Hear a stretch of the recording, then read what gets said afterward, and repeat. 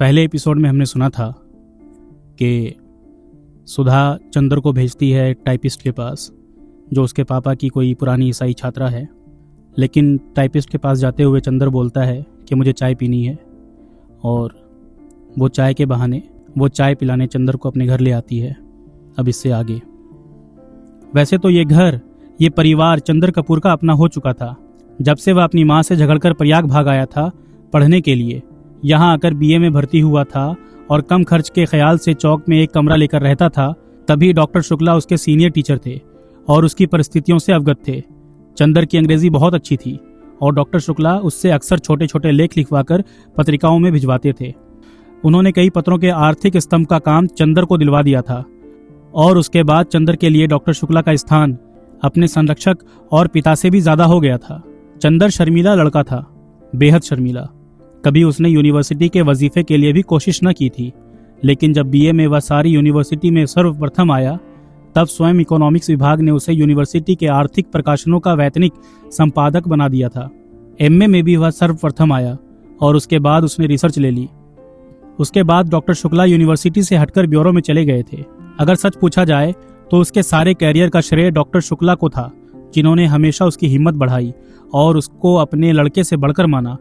अपनी सारी मदद के बावजूद डॉक्टर शुक्ला ने उससे इतना अपनापन बनाए रखा कि कैसे धीरे धीरे चंदर सारी गैरियत खो बैठा, ये उसे खुद नहीं मालूम। यह बंगला, इसके कमरे, इसके लॉन, इसकी किताबें, इसके निवासी, सभी कुछ जैसे उसके अपने थे और सभी का उससे जाने कितने जन्मों का संबंध था। और यह नन्ही, दुबली पतली, रंगीन, चंद्र किरण सी सुधा जब आज से वर्षों पहले या 7वीं पास करके अपनी बुआ के पास से यहाँ आई थी, तब से लेकर आज तक कैसे वह भी चंदर की अपनी होती गई थी, इसे चंदर खुद नहीं जानता था। जब वह आई थी तब वह बहुत शर्मीली थी, बहुत भोली थी। 8वीं में पढ़ने के बावजूद वह खाना खाते वक्त रोती थी, मचलती थी तो अपनी कापी फाड़ डालती थी।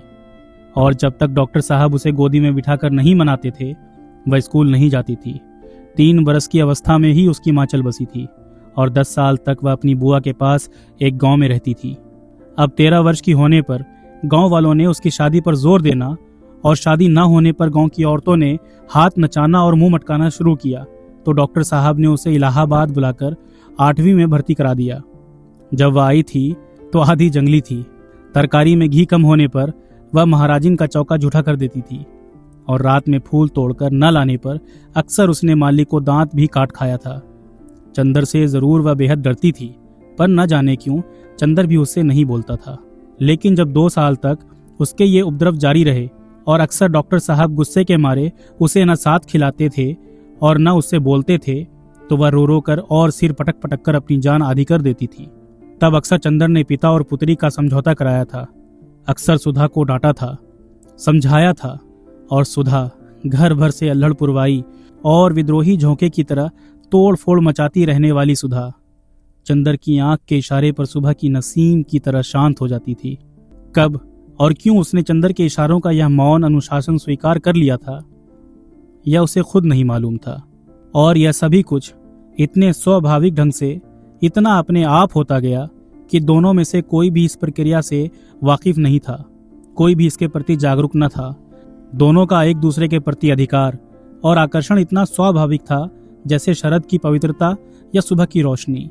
और मजा तो यह था कि चंदर की शक्ल देखकर छिप जाने वाली सुधा इतनी ढीठ हो गई थी कि उसका सारा विद्रोह, सारी झुंझलाहट, मिजाज की सारी तेजी, सारा तीखापन और सारा लड़ाई झगड़ा सभी की तरफ से हटकर चंदर की ओर केंद्रित हो गया था।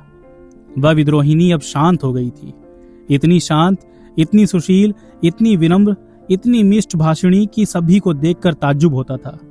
लेकिन चंदर को देखकर जैसे उसका बचपन फिर लौट आता था। और जब तक वह चंदर को खिजाकर, छेड़कर लड़ नहीं लेती थी, उसे चैन नहीं पड़ता था। अक्सर दोनों में अनबोला रहता था। लेकिन जब 2 दिन तक दोनों मुंह फुलाए रहते थे और डॉक्टर साहब के लौटने पर सुधा उत्साह से उनके ब्यूरो का हाल नहीं पूछती थी और खाते वक्त दुलार नहीं दिखाती थी, तो डॉक्टर साहब फौरन पूछते थे, क्या चंदर से लड़ाई हो गई क्या? फिर वह मुंह फुलाकर शिकायत करती। और शिकायतें भी क्या क्या होती थीं। चंदर ने उसकी हेड मिस्ट्रेस का नाम एलिफेंटा, श्रीमती हथिनी रखा था। या चंदर ने उसको डिबेट के भाषण के पॉइंट नहीं बताए, या चंदर कहता है कि सुधा की सखियां कोयला बेचती हैं, और जब डॉक्टर साहब कहते हैं कि वह चंदर को डांट देंगे तो वह खुशी से फूल उठती और चंदर के आने पर आंखें नचाती हुई चिढ़ाती थी, कहो कैसी डांट पड़ी। वैसे सुधा अपने घर की पुरखिन थी। किस मौसम में कौन सी तरकारी पापा को माफिक पड़ती है, बाजार में चीज़ों का क्या भाव है, नौकर चोरी तो नहीं करता, पापा कितने सोसाइटियों के मेंबर हैं, चंदर के इकोनॉमिक्स के कोर्स में क्या है, यह सभी उसे मालूम था। मोटर या बिजली बिगड़ जाने पर वह थोड़ी बहुत इंजीनियरिंग भी कर लेती थी, और मातृत्व का अंश तो उसमें इतना था कि हर नौकर और नौकरानी उससे अपना सुख दुख कह देते थे। पढ़ाई के साथ साथ घर का सारा काम काज करते हुए उसका स्वास्थ्य भी कुछ बिगड़ गया था, और अपनी उम्र के हिसाब से कुछ अधिक शांत, संयम, गंभीर और बुजुर्ग थी। मगर अपने पापा और चंदर, इन दोनों के सामने हमेशा उसका बचपन इठलाने लगता। दोनों के सामने उसका हृदय उन्मुक्त था और स्नेह बाधाहीन। लेकिन हाँ, एक बात थी, उसे जितना स्नेह और स्नेह भरी फटकारें और स्वास्थ्य के प्रति चिंता अपने पापा से मिलती थी, वह सब बड़े निस्वार्थ भाव से वह चंदर को दे डालती थी। खाने पीने की जितनी परवाह उसके पापा उसकी रखते थे, न खाने पर या कम खाने पर उसे जितना दुलार से फटकारते थे, उतना ही ख्याल वह चंदर का रखती थी। और स्वास्थ्य के लिए जो उपदेश उसे पापा से मिलते थे, उसे और भी स्नेह में पाग कर वह चंदर को दे डालती थी। चंदर कै बजे खाना खाता है, यहाँ से जाकर घर पर कितनी देर पड़ता है, रात को सोते वक्त दूध पीता है या नहीं, इन सब का लेखा जोखा उसे सुधा को देना पड़ता था। और जब कभी उसके खाने पीने में कोई कमी रह जाती तो उसे सुधा की डांट खानी ही पड़ती थी। पापा के लिए सुधा अभी बच्ची थी, और स्वास्थ्य के मामले में सुधा के लिए चंदर अभी बच्चा था। और कभी कभी तो सुधा की स्वास्थ्य चिंता इतनी ज्यादा हो जाती थी कि चंदर बेचारा, जो खुद तंदुरुस्त था, घबरा उठता था। एक बार सुधा ने कमाल कर दिया। उसकी तबीयत खराब हुई और डॉक्टर ने उसे लड़कियों का टॉनिक पीने के लिए बताया। इम्तिहान में जब चंदर कुछ दुबला सा हो गया तो सुधा अपनी बची हुई दवा ले आई और लगी चंदर से जिद करने कि पियो इसे। जब चंदर ने किसी अखबार में उसका विज्ञापन दिखाकर बताया कि लड़कियों के लिए है, तब कहीं जाकर उसकी जान बची। इसीलिए जब आज सुधा ने चाय के लिए कहा तो उसकी रूह कांप गई, क्योंकि जब कभी सुधा चाय बनाती तो प्याले के मुंह तक दूध भरकर उसमें 2-3 चम्मच चाय का पानी डाल देती थी, और अगर उसने ज्यादा स्ट्रांग चाय की मांग की तो उसे खालिस दूध पीना पड़ता था, और चाय के साथ फल और मेवा और खुदा जाने क्या क्या। और उसके बाद सुधा का इसरार, न खाने पर सुधा का गुस्सा, और उसके बाद की लंबी चौड़ी मनुहार, इस सब से चंदर बहुत घबराता था। लेकिन जब सुधा उसे स्टडी रूम में बिठाकर जल्दी से चाय बना लाई तो उसे मजबूर होना पड़ा, और बैठे बैठे निहायत बेबसी से उसने देखा कि सुधा ने प्याले में दूध डाला और उसके बाद थोड़ी सी चाय डाल दी। उसके बाद अपने प्याले में चाय डालकर और 2 चम्मच दूध डालकर उसके बाद अपने प्याले में चाय डालकर उसके बाद अपने प्याले में चाय डालकर और 2 चम्मच दूध डालकर आप ठाठ से पीने लगे, और बेतकल्लुफी से दूध या चाय का प्याला चंदर के सामने खिसकाकर बोली, पीजिए, नाश्ता आ रहा है। चंदर ने प्याले को अपने सामने रखा और उसे चारों तरफ घुमाकर देखता रहा कि किस तरफ से उसे चाय का चंदर ने प्याले को अपने सामने रखा और उसे चारों तरफ घुमाकर देखता रहा कि किस तरफ से उसे चाय का अंश मिल सकता है। जब सभी ओर से प्याले में क्षीर सागर नजर आया तो उसने हार कर प्याला रख दिया। क्यों पीते क्यों नहीं? सुधा ने अपना प्याला रख दिया। पिए क्या, कहीं चाय भी हो तो? और क्या खालिस चाय पिएगा? दिमागी काम करने वालों को ऐसी ही चाय पीनी चाहिए। तो अब मुझे सोचना पड़ेगा कि मैं चाय छोड़ूं या रिसर्च। न ऐसी चाय मुझे पसंद, न ऐसा दिमागी काम। लो, आपको विश्वास नहीं होता? मेरी क्लास फेलो है गेसू काजमी, सबसे तेज लड़की है। उसकी अम्मी उसे दूध में चाय उबाल कर देती है। क्या नाम है तुम्हारी सखी का? गेसू। बड़ा अच्छा नाम है। और क्या, मेरी सबसे घनिष्ठ मित्र है और उतनी ही अच्छी है जितना अच्छा नाम। जरूर जरूर, मुंह बिचकाते हुए चंदर ने कहा, और उतनी ही काली होगी जितने काले गेसू। धत, शर्म नहीं आती किसी लड़की के लिए ऐसा कहते हुए? और हमारे दोस्तों की बुराई करती हो तब? तब क्या, वो तो सब हैं ही बुरे। अच्छा तो नाश्ता, पहले फल खाओ। और वो प्लेट में छील छील कर संतरा रखने लगी। इतने में जो ही वह झुककर एक गिरे हुए संतरे को नीचे से उठाने लगी कि चंदर ने झट से उसका प्याला अपने सामने रख लिया और अपना प्याला उधर कर दिया और शांत चित्त से पीने लगा। संतरे की फांके उसकी ओर बढ़ाते हुए ज्यों ही उसने एक घूंट चाय ली तो वह चौंक कर बोली, अरे ये क्या हुआ? कुछ नहीं, हमने उसमें दूध डाल दिया। तुम्हें दिमागी काम बहुत रहता है, चंदन ने ठाठ से चाय घूंटते हुए कहा। सुधा कुड़ गई, कुछ बोली नहीं। चाय खत्म करके चंदन ने घड़ी देखी। अच्छा लाओ, क्या टाइप कराना है? अब बहुत देर हो रही है। बस यहाँ तो 1 मिनट बैठना बुरा लगता है आपको। हम कहते हैं कि नाश्ते और खाने के वक्त आदमी को जल्दी नहीं करनी चाहिए। बैठिए ना। अरे तो तुम्हें कॉलेज की तैयारी नहीं करनी है? करनी क्यों नहीं है? आज तो गेसू को मोटर पर लेते हुए तब जाना है। तुम्हारी गेसू और कभी मोटर पर चढ़ी है?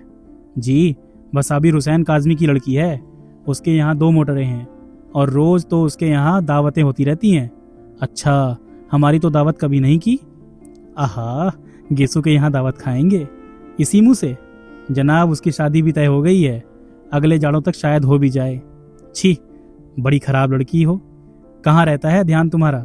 सुधा ने मजाक में पराजित कर बहुत विजय भरी मुस्कान से उसकी ओर देखा। चंदर ने झेंप कर निगाह नीची कर ली तो सुधा पास आकर चंदर का कंधा पकड़कर बोली, अरे उदास हो गए? नहीं भैया, नहीं भैया, तुम्हारा भी ब्याह तय कराएंगे, घबराते क्यों हो? और एक मोटी सी इकोनॉमिक्स की किताब उठाकर बोली, लो इस मुटकी से ब्याह करोगे? लो बातचीत कर लो, तब तक मैं वह निबंध ले आऊं टाइप कराने वाला। चंदर ने खिसिया कर बड़ी जोर से सुधा का हाथ दबा दिया। हाय रे! सुधा ने हाथ छुड़ाकर मुंह बनाते हुए कहा, लो बाबा, हम जा रहे हैं, काहे बिगड़ रहे हैं आप? और वह चली गई। डॉक्टर साहब का लिखा हुआ निबंध उठाकर लाई और बोली, लो ये निबंध की पांडुलिपि है। उसके बाद चंदर की ओर बड़े दुलार से देखती हुई बोली, शाम को आओगे ना? अच्छा, हम परेशान नहीं करेंगे, तुम चुपचाप पढ़ना। जब रात को पापा आ जाएं तो उन्हें निबंध की प्रतिलिपि देकर चले जाना। नहीं, आज शाम को मेरी दावत है ठाकुर साहब के यहाँ, तो उसके बाद आ जाना। और देखो, अब फरवरी आ गई है, मास्टर ढूंढ दो हमें। नहीं, ये सब झूठी बात है, हम कल सुबह आएंगे। अच्छा, तो सुबह जल्दी आना, और देखो मास्टर लाना मत भूलना, ड्राइवर तुम्हें मुखर्जी रोड पहुंचा देगा। वो कार में बैठ गया और कार स्टार्ट हो गई कि फिर सुधा ने पुकारा। वह फिर उतरा। सुधा बोली, लो ये लिफाफा तो तुम भूल ही गए थे, पापा ने लिख दिया है, उसे दे देना। अच्छा अच्छा कहकर फिर चंदर चला कि फिर सुधा ने पुकारा, सुनो, एक बार में क्यों नहीं कह देती सब? चंदन ने झल्ला कर कहा, अरे बड़ी गंभीर बात है, देखो वहां कुछ ऐसी वैसी बात मत कह देना लड़की से, वरना उसके यहाँ 2 बड़े बड़े बुलडॉग हैं। कहकर उसने गाल फुलाकर आंख फैलाकर ऐसी बुलडॉग की भंगिमा बनाई कि चंदर हंस पड़ा। सुधा भी हंस पड़ी। ऐसी थी सुधा और ऐसा था चंदर।